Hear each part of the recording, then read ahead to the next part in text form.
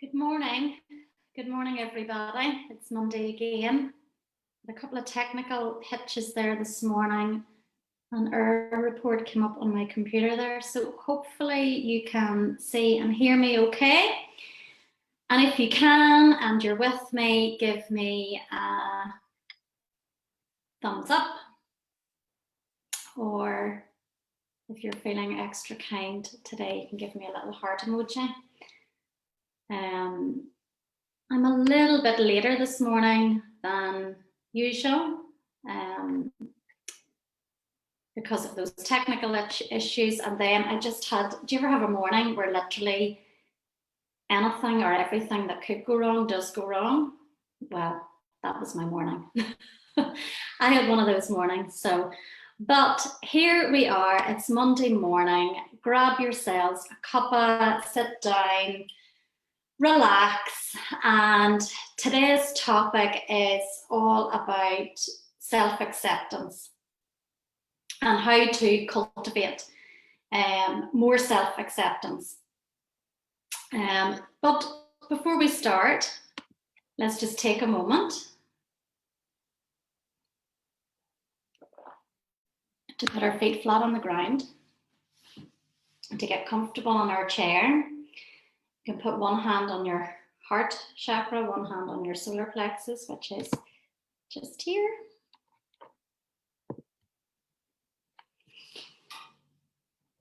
And let's just take our gaze away from the computer or your screen.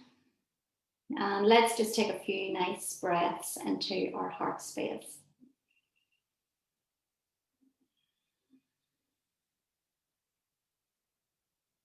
Just allowing the breath to travel down into your tummy.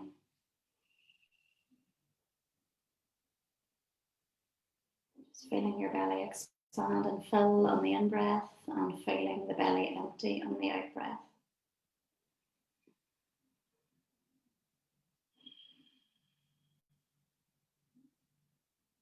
Lovely. Sometimes that's all it takes, is a few deep breaths. So let me know if you are joining me this morning live, and if so, where you're joining me from, what part of the world are you in today? It would be really lovely to know. I just see there's a few more people just joining us. So let's make a start. Let's talk about self-acceptance, because there is a difference between self-esteem and self-acceptance. I personally prefer the concept of self-acceptance. If we look at the two areas and how they differ, is self-esteem is really the relationship you have with yourself and how you feel within yourself. And if we're honest, that can change, you know, it can change, especially depending on what time of the month it is, depending on what is happening in our lives. Whereas when we look at self-acceptance is really having an awareness of what we're good at, what our weaknesses are, so our strengths, our weaknesses, having a very realistic view on our talents, what we're actually capable of doing, our self-worth, and also feeling satisfied with self regardless of past choices, behaviours and limitations. And I think that's a really big part. So I'm just going to read you out the definition from, where did I get this definition? I didn't write it down. I think it was the Oxford Dictionary. So the definition of self-acceptance is an awareness of our strengths and weaknesses, having a very realistic view of our talents, our capabilities, our self-worth, feeling satisfied with yourself regardless of your past choices, your past behaviours and your limitations. So self-acceptance is really embracing all parts of self, not just the parts that we like or the parts that we are positive, but it's actually an acceptance of all parts of self. And I guess that's that's easier when life is very smooth and when things are going very well. But it's more challenging and more difficult when we're going through challenges in life, when there's bumps in the road or sometimes massive potholes that we're trying to navigate our way through or around.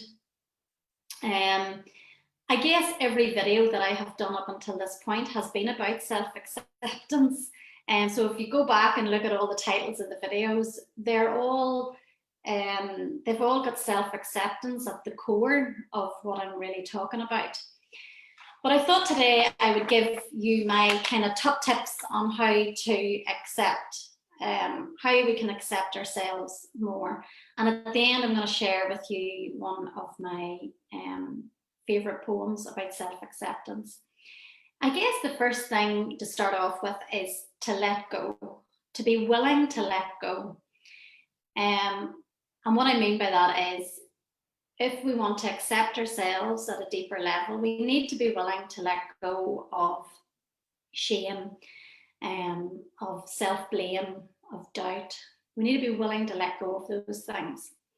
And then when we let go, the next stage is setting an intention, that this is the intention that we'd like to live by a greater sense of self-acceptance. And what comes with that is an intention, and an intention is something that you set. It's about how you want your life to look and feel. Anyone that has bought my mindfulness course online, I do a big chunk in it about intentions and how to set intentions. So thank you for those of you who have purchased. So yes, so the intention of self-acceptance would be trust. So trust in yourself. Also would be having a greater sense of tolerance of yourself and patience. You know, sometimes we have patience in other areas, but when it comes to ourselves, we can be a little bit impatient. So having patience, and finally having acceptance of self and acceptance of what is. All easier said than done, yeah. So the next point I've talked about is, so 1, letting go, 2, set your intentions. 3 is to connect in with your inner child, which all of us have within us.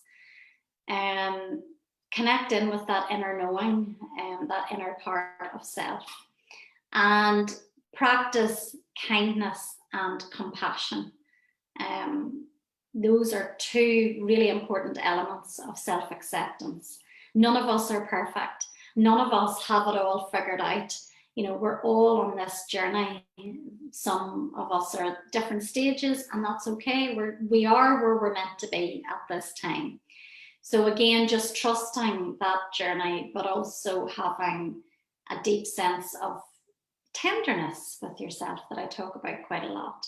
And also, you know, celebrating your strengths. So take a bit of time to list, you know, what are you good at? What do you enjoy doing? What are your key strengths?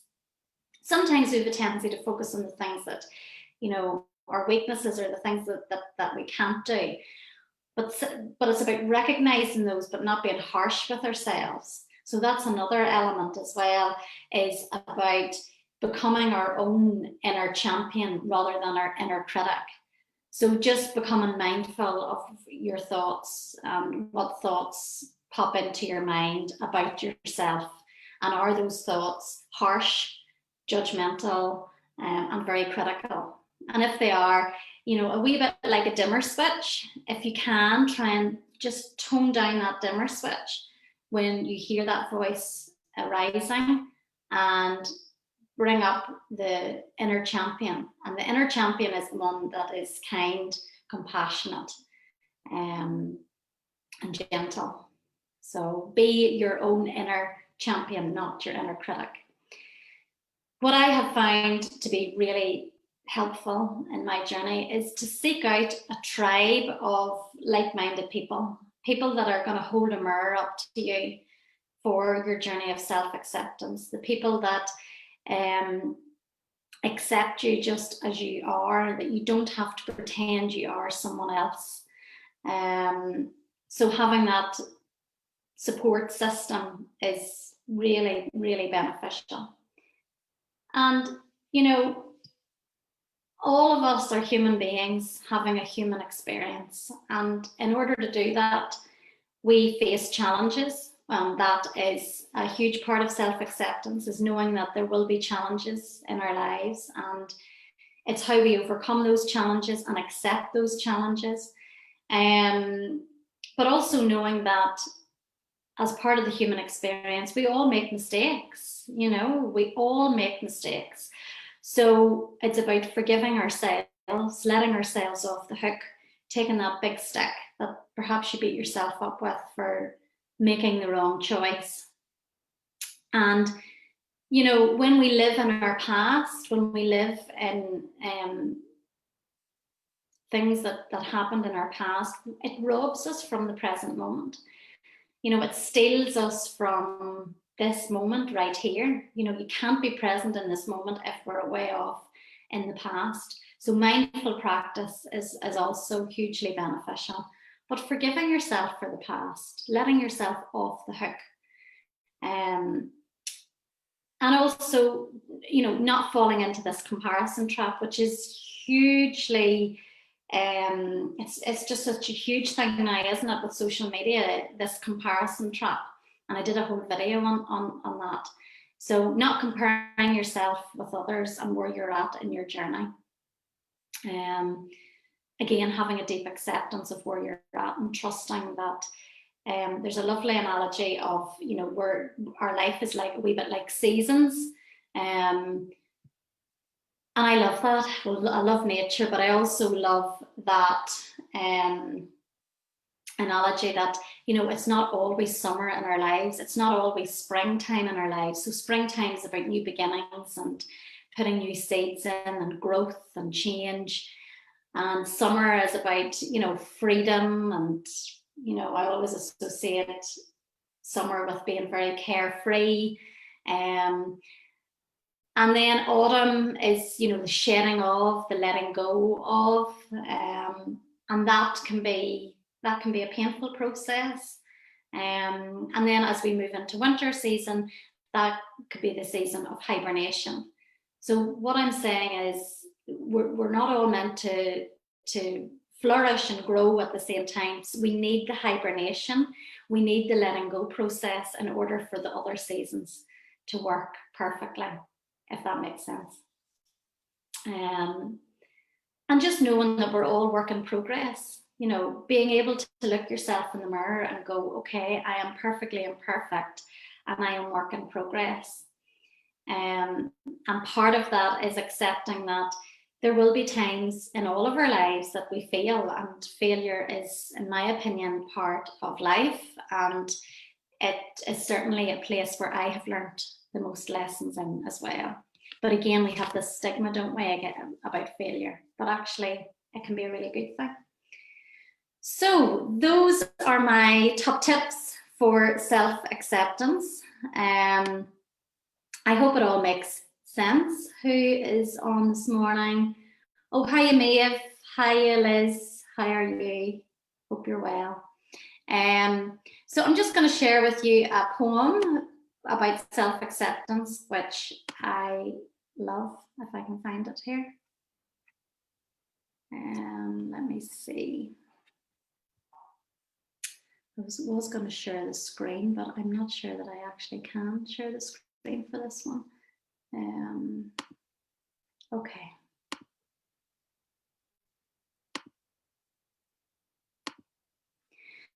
So this is a poem called I Am Me, and it's by Virginia Statter. Statter, is that how you pronounce her surname? S-A-T-I-R, Statter. I think that's how you pronounce it. Anyway, let's read the poem, which is really encompassing everything that I've kind of spoken about. In all of the world, there is no one exactly like me. Everything that comes out of me is authentically mine, because I alone chose it. I own everything about me, my body, my feelings, my mouth, my voice, my actions, whether they be to myself or to others. I own my fantasies, my dreams, my hopes and fears. I own all of my triumphs and successes, my failures and mistakes. Because I own all of me, I can become intimately acquainted with me. And by doing so, I can love me and be friendly with all parts of me. I know there are aspects about myself that puzzle me and other aspects that I do not know. But as long as I am friendly and loving to myself, I can courageously and hopefully look for solutions to the puzzles and to find out more ways about me. However I look or sound, whatever I say or do, and whatever I think and feel at any given moment is authentically me. If later some parts of how I looked, sounded, thought, felt turned out to be unfitting, I can discard that which I feel is unfitting, keep the rest, and invent something new. I can see, hear, feel, think, say, and do. I have the tools to survive, to be close to others, to be productive, to make sense and order out of the world and of people outside of me. I own me, and therefore I can engineer me. I am me, and I am okay. I hope you enjoyed that poem as much as I enjoy it. And yeah, you know, we're in unprecedented times, as everyone keeps reminding us, and I've just reminded you again of. So let's be kind to ourselves and be gentle with ourselves and accept ourselves for where we're at and what we're doing.